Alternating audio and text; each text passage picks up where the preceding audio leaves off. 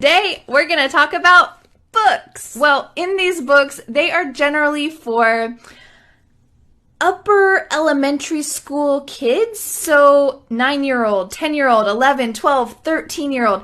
This age group usually reads interesting books, but books that use relatively simple language. So I recommend if you've never read a book before in English, use one of these books. Get one of these books off of Amazon or other places that you can get books in English and try it. Take some time, take a couple weeks to try to read one of these. Let's start with the first one. The first book is Roald Dahl's James and the Giant Peach.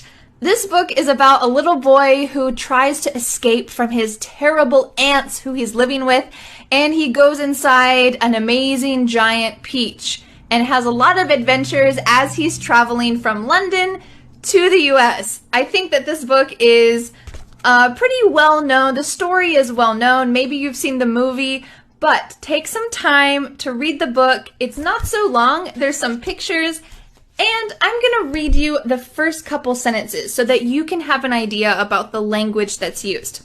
Are you ready? Until he was 4 years old, James Henry Trotter had had a happy life. He lived peacefully with his mother and father in a beautiful house beside the sea. There were always plenty of other children for him to play with, and there was a sandy beach for him to run about on and the ocean to paddle in. It was the perfect life for a small boy. Then, one day, James' mother and father went to London to do some shopping, and there a terrible thing happened. I'm not going to tell you what happened. You'll have to read the book to find out. This is our first book and the most simple. We're going to start with the most simple and then go up to a little more challenging, but all of these really you could read if you've never read a book in English before. Let's go to the second one. The second book is a little more serious. It is Lois Lowry's Number the Stars. This book is about a little girl in Denmark who decides to hide and try to save her Jewish friend during World War II.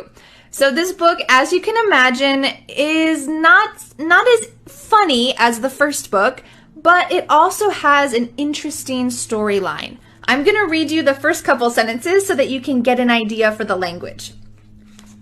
Why are you running? I'll race you to the corner, Ellen. Anne-Marie adjusted her thick leather pack on her back so that her school books balanced evenly. Ready? She looked at her best friend. Ellen made a face. No, she said, laughing. You know I can't beat you. My legs aren't as long. Can't we just walk like civilized people? She was a stocky 10-year-old, unlike lanky Anne-Marie. So as you can tell from the first few sentences of this book, there are probably a few words that might be new to you, such as stocky, lanky. Well, these words are important for the story, but they're not essential.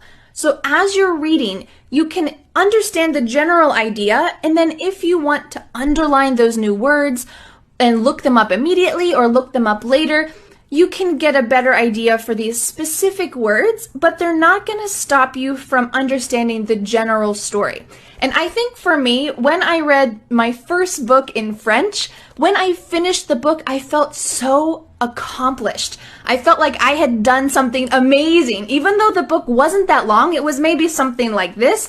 I felt amazing because I finished the book and I generally understood the story. So if you can generally understand the story and gain that confidence that, yes, I can do it, I can read a book in English, then you can go back and you can learn the specific words, or you could move on to some of the other books that I 小红书